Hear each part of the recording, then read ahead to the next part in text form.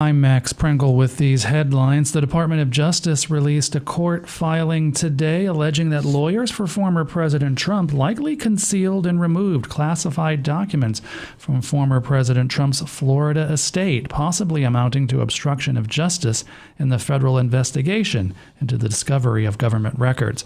The court filing made Tuesday night shows the FBI also seized 33 boxes containing more than 100 classified records during its search of Mar-a-Lago earlier this month and found classified documents stashed in Trump's office.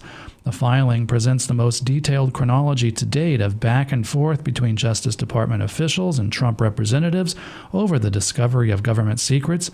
The DOJ court filing was in response to the former president's call for an independent special master to oversee the probe. President Biden approved an emergency declaration for the water crisis affecting Jackson, Mississippi, following record rainfall in the region. Federal agencies will coordinate water distribution and relief efforts. The city's water treatment plant was knocked out by the torrential rain. It had been teetering on the brink of collapse for years. Mayor Chokwe Antar Lumumba told CNN that lack of investment in shoring up old infrastructure was largely to blame for the crisis. I've been saying that it's not a matter of if our system would fail, but when our system would fail. I can remember as far back as 1988 when my family moved to Jackson and the problems that we had with our water system at that time. And so it's been an underinvestment into this system. The city of 150,000 had already been under a boil water notice for a month because the health department found cloudy water that could cause digestive problems. Long lines have formed each day for limited supplies of bottled water at distribution sites. Mississippi Governor Tate Reeves declared a state of emergency for Jackson's water system on Tuesday. United Nations nuclear inspectors have been trying to reach the Russian-held Zaporizhzhia nuclear power plant to help prevent a nuclear catastrophe as war rages around it. Both sides have been blaming each other for shelling near the plant.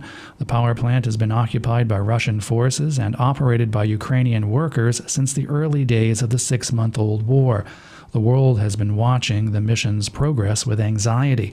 The plant was recently cut off temporarily from the electrical grid because of fire damage, causing a blackout in the region and heightening fears of a catastrophe in a country haunted by the Chernobyl disaster in 1986. Tributes have been pouring in following the death Tuesday of Mikhail Gorbachev at age 91.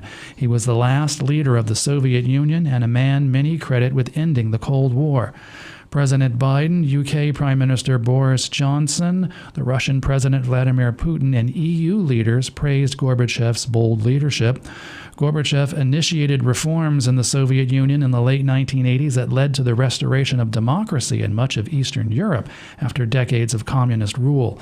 Gorbachev was a strong proponent of nuclear disarmament and, in his later years, a sharp critic of Russian President Vladimir Putin for his authoritarian turn away from the democratic reforms in Russia that Gorbachev had tried to implement. The U.S. has pledged $30 million to help Pakistan, where flooding has affected more than 30 million people and has led to more than 1,000 deaths this summer. More from Rebecca Bunden. The United States, through the U.S. Agency for International Development, announced an additional $30 million in humanitarian assistance as floods caused by severe monsoon rains have caused devastation across Pakistan.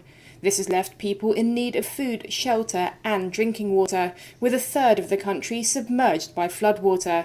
It's expected that it could take Pakistan years to rehabilitate the country following the floods, as roads, villages and crops have been swept away. The United Nations has appealed to countries to help financially and warned that the floods are a clear example of the devastating effects of climate change. I'm Max Pringle.